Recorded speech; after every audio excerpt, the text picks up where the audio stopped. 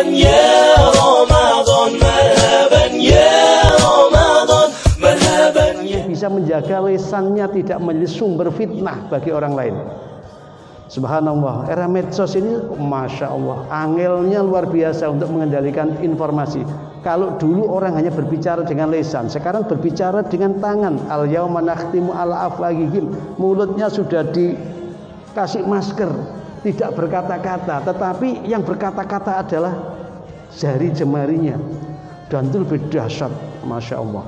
Kadang-kala kalau kita baca itu seolah ada pertentangan-pertentangan antara rakyat dengan pejabatnya, itu seolah-olah diadukan sedemikian rupa berhadapan-hadapan. Padahal di dalam hadis, walaupun itu hadisnya dhaif itu tidak bisa digunakan keyakinan, tapi bisa untuk fadhailul a'mal, untuk membingkai supaya hidup itu bermakna.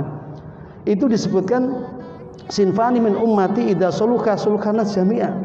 Ada dua komunitas dari umatku nanti, apabila ini bagus, saling bekerja sama, maka seluruh manusia itu akan mendapatkan kemanfaatannya, akan mendapatkan kebagusannya, kebaikannya. Wa in fasadan nas jami'an. Apabila dua orang kelompok ini kemudian tidak akur, tidak rukun, tidak bagus, sengkarut, sengketa satu dengan yang lain, tidak bisa bermitra strategis, bermitra kerjasama, maka kehidupan manusia, rakyat, masyarakat itu akan terpuruk karenanya. Allah catat dua orang itu adalah al-umaro wal ulama. Umaro itu adalah orang yang diserai mengatur urusan masyarakat. Ulama itu orang yang mewarisi ilmu dari Rasulullah sallallahu alaihi wasallam. Innama yakhsyallaha min ibadihil ulama. Maka di mana-mana kita selalu kembangkan. Di Indonesia memang agak berbeda dengan negara lain. Keberagamaan di Indonesia, walaupun negara kita bukan negara agama, negara kita bukan negara sekuler, negara kita adalah negara berdasar hukum. Hukum menjadi panduan. Kenapa hukum? Karena hukum itu ada kesepakatan yang diambil oleh para pengampu yang diberi amanah, kewenangan, otoritas untuk membuatnya sebagai pengikat kehidupan supaya tidak ngurat-marit. Hidup itu bisa tertib, rukun dan damai menuju pada keselamatan hakiki dunia dan akhirat.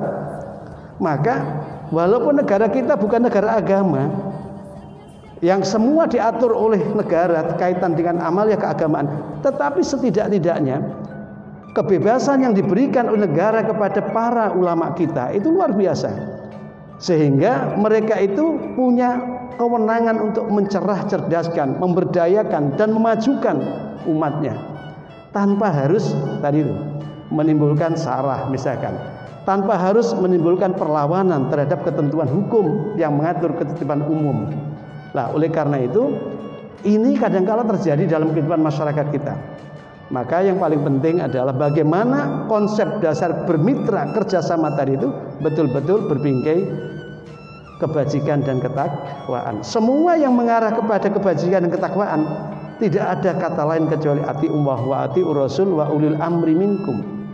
Taat kepada Allah mutlak, taat kepada Rasul mutlak, taat kepada ulil amri diikat dengan jaminan terciptanya kedamaian dan kebahagiaan atau kesejahteraan dan keselamatan bagi masyarakat yang ada di situ.